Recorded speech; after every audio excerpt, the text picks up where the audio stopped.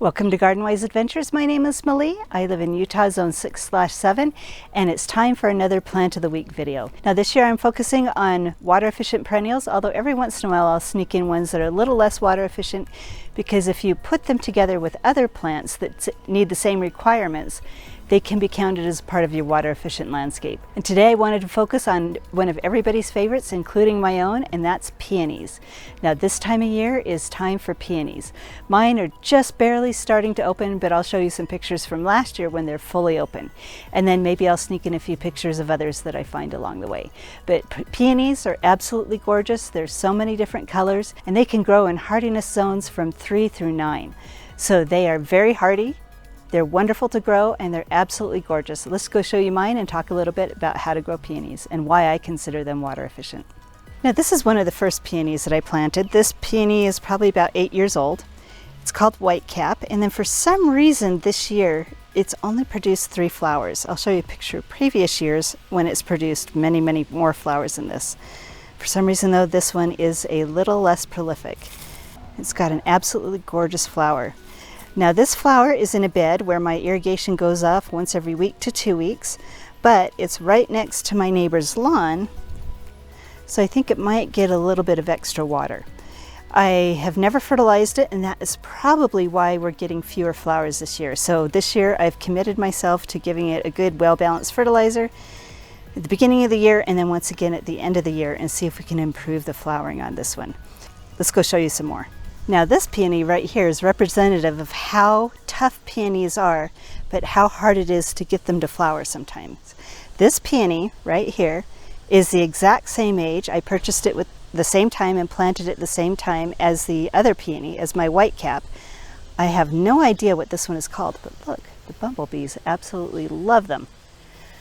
I don't know the name of this one, but I have only gotten just a single stem of it that's never flowered every single year for about 6 years now.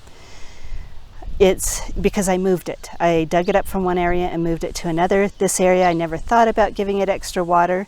It survived as a plant but never flowered, and now this year it's finally starting to flower.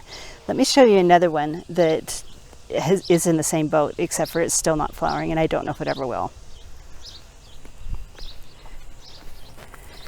This one right here is the same age as the other two, and this is what this peony over here looked like for 6 to 7 years, and this one still looks like it.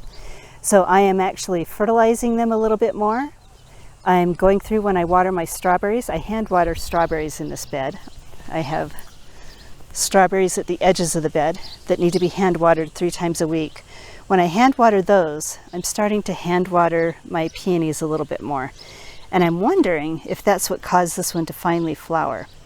Now once I start fertilizing them, I'm hoping that things go a little bit better for these two. Let me show you another one that's my oldest flowering peony that has done really well despite the adverse conditions.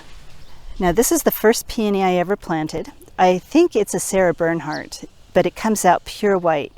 I'll show you a picture of what it looks like in its full glory, and it's absolutely gorgeous. This one though gets the same amount of water as everything else in this bed. I don't water this extra.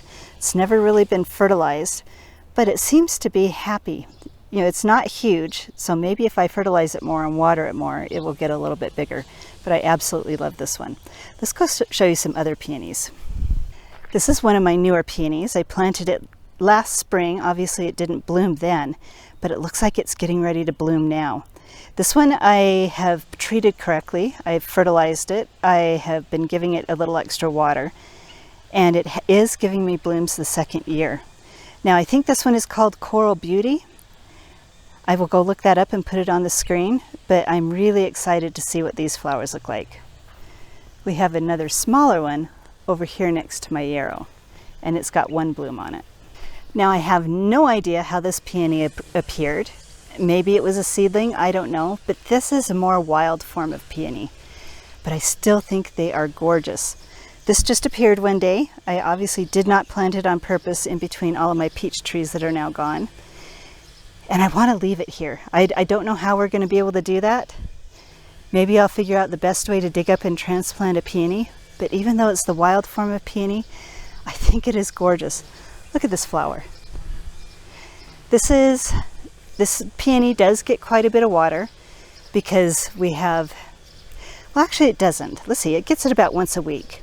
But it does have a lot of compost because as I'm cleaning out the compost beds over there, I always throw a little compost around my fruit trees. So this is another peony that I love.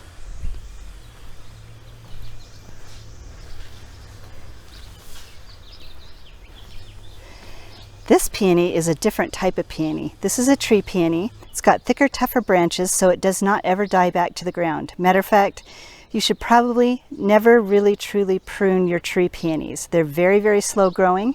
This one was planted the same time as my Sarah Burnernhard back in, I think, 2009. And it's very, very slowly grown into this size bush. And it flowers beautifully. This one has got white flowers. I don't remember the name of it. And this one started actually performing better when I would take a hose and start watering, when I started taking a hose and watering this area once a week. So this gets water once a week. It's never really gotten any fertilizer, and I don't think tree peonies actually need a ton of fertilizer. This little guy over here is a brand new tree peony that was planted 2 years ago. I think it's going to take a while for it to get the same size as this one, maybe a few years. Hasn't flowered yet, but I think it's a lavender color tree peony. But it seems pretty healthy. I just do need to watch it and make sure it gets water the same time that this one does. Now from here, you can kind of see the branching structure of the tree peony. Like I said, they're not the soft branches of the perennial flowering peonies. This is more of a woody shrub. So peonies are an amazing part of a water efficient landscape. So either just commit to being able to give them a little bit more water by hand, or plant them in the same area as other plants that need the same amount of water and put them on an irrigation zone that waters all of those plants similarly. You don't want to overwater the other plants in your water efficient landscape, and you don't want to underwater them either. Now I would love to hear if you grow peonies on your property. What are your favorite varieties and what colors are your favorite? So hopefully this video has been helpful. If it has been helpful, I hope you like, subscribe, share it with your friends, and go have a wonderful garden adventure.